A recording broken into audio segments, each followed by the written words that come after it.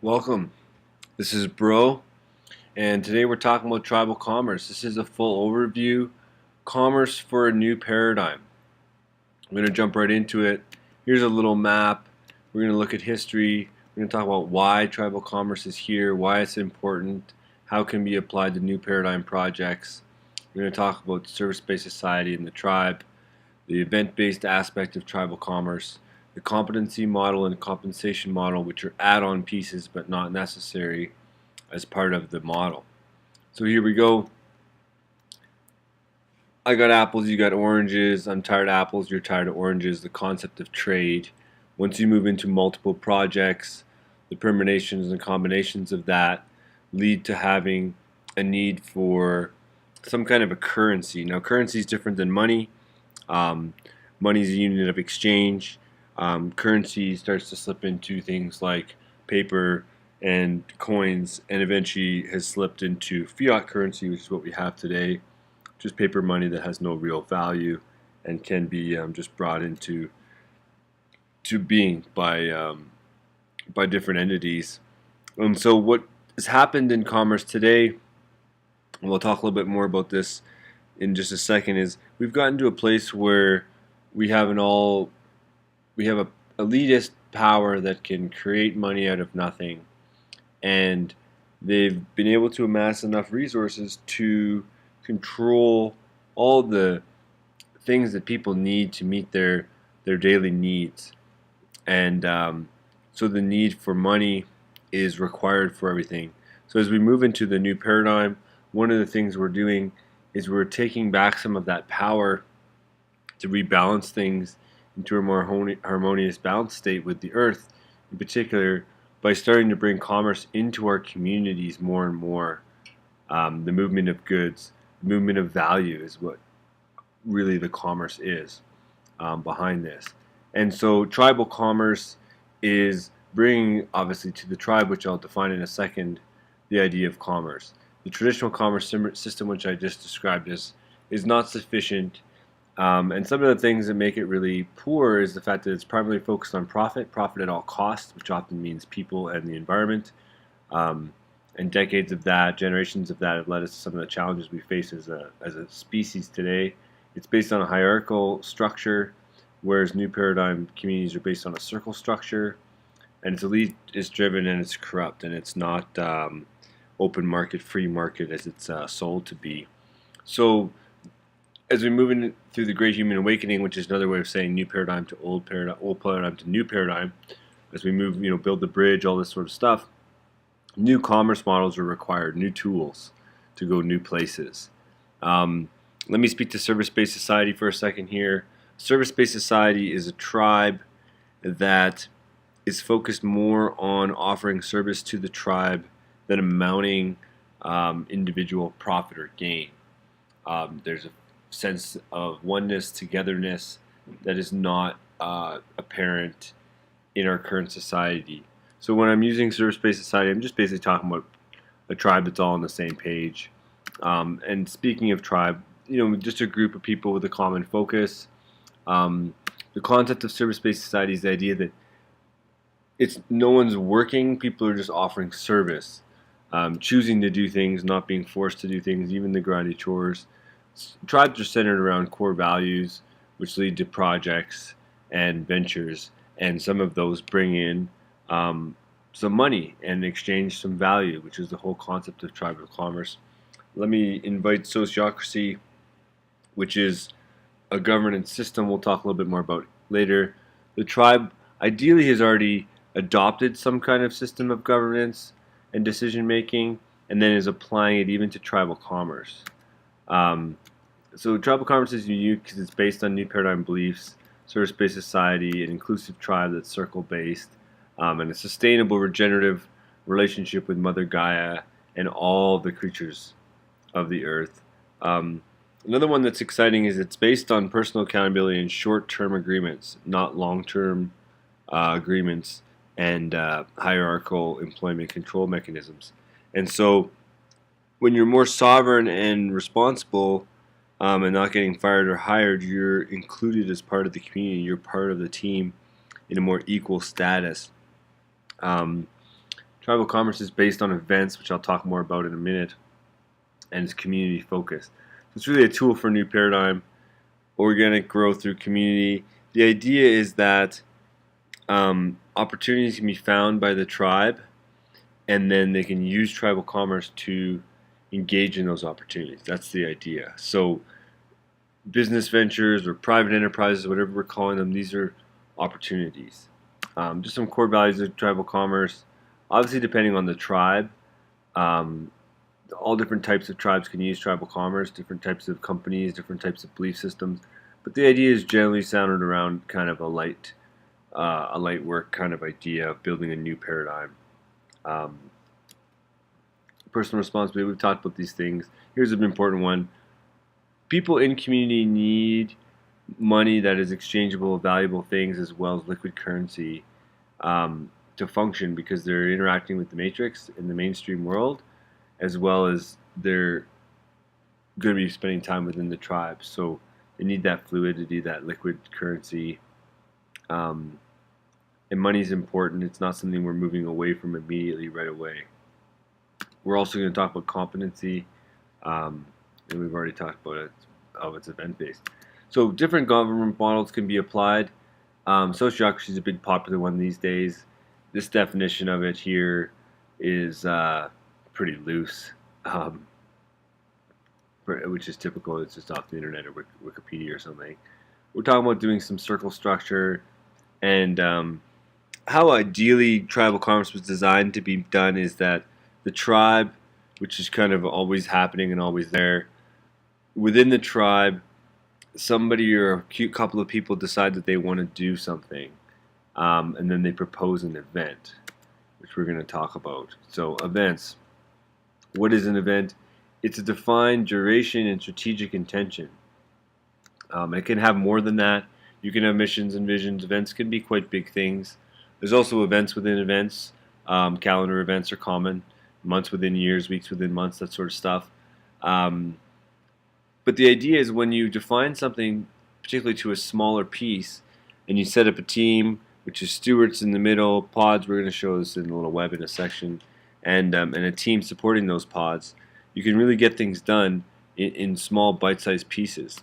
So the idea is a shorter, deeper commitment from the team. So no one has to be employed for months or years. It's just like, can you help out this weekend or this month or this week? And if this week goes good, maybe it's next week too. It's a space for learning and developing mastery. So when you're moving away from profit at all costs, the purpose for doing things moves into more light reasons, more spiritual, self-actualization based reasons like learning and mastering.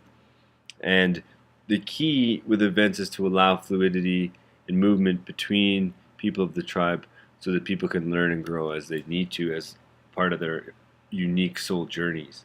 There's core events, which might be like monthly meetings for the tribe, and then there's also special events or other events, which could be a one-off event or a new venture of some kind.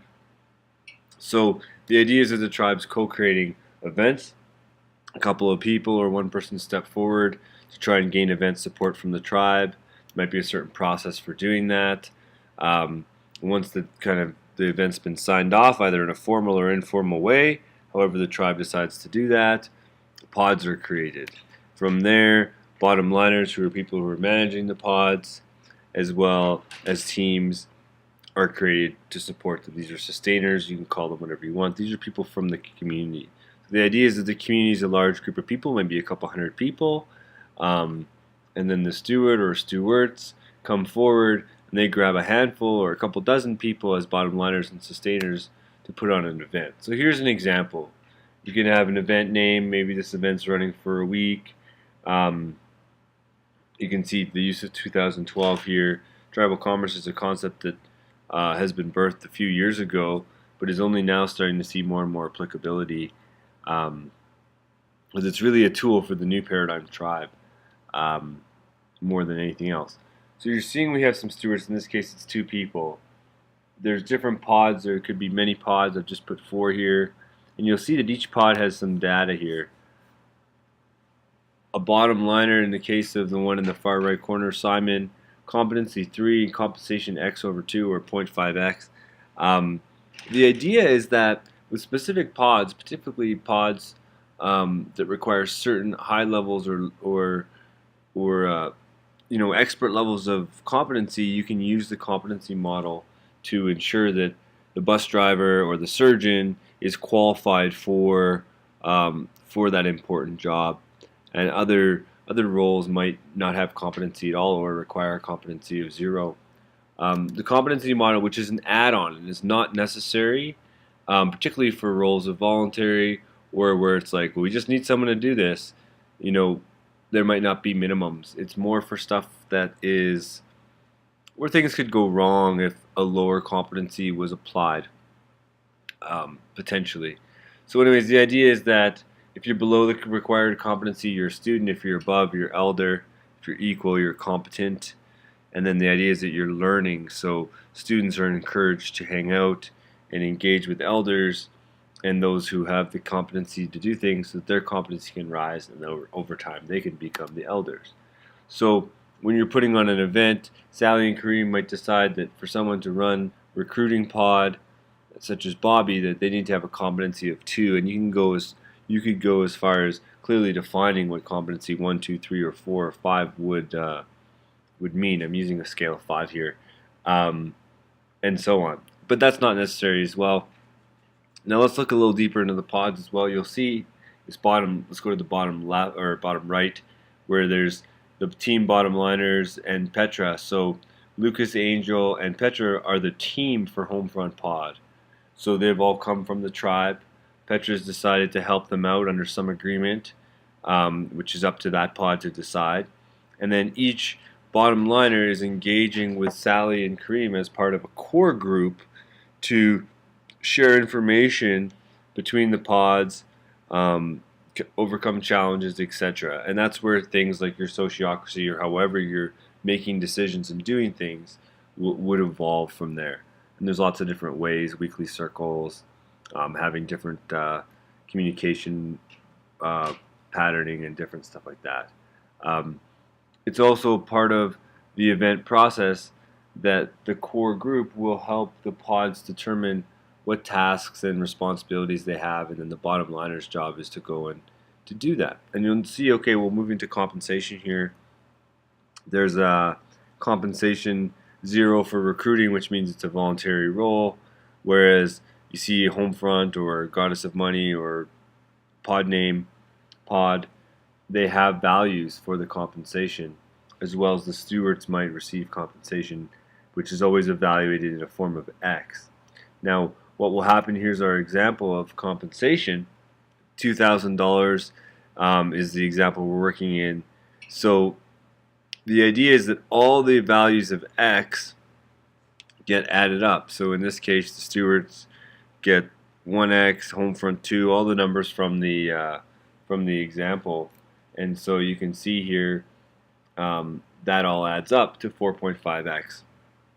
And so when you put all the names in and how they're split up, as you can see on the spreadsheet, you can take the amount in X and basically partition up the $2,000 or whatever happens to come in, and based on where you took on responsibility and how you got involved in the event, someone like Lucas or Angel might make more money from the event than someone like Bobby or Simon, based on where they got involved, what competency they showed up with, what experience they have in things related to that kind of event, etc. Again, compensation is just an add-on. If the event is a birthday party or something like that, you might not have compensation. Compensation might also come in other forms, free access to the event, stuff like that. This is just an example of a scalable system where many pods and many people can get involved and money can move through. And you can start to get the idea that if this was a company that was doing something every day, this same model could apply, and even the amounts in X in that could be refined to be very specific amounts that work for everybody. So just coming back to that, we have an event, it's run by some stewards, there's bottom line supporting pods, which are areas of focus, and each of those areas of focus has a team which might pull from the greater community They might get compensated or have a competency required in order to take on leadership of that role. And the compensation for that pod can often be split up between it. So in the case of Homefront, Petra might be offered some of the compensation as part of her efforts. But that's up to each pod. So that's an overview of tribal commerce. It's a fantastic system. It's an opportunity to use circle structure, new paradigm belief systems, and take that into revenue generation for a community. And that's what I designed it for. That's what I created it for, is that when it does come time to bring money into the community in a lawful, peaceful, loving way, this is the model that can be used to do that. Namaste. Hope you can apply tribal commerce to what you're trying to do. We'll see you in the new paradigm.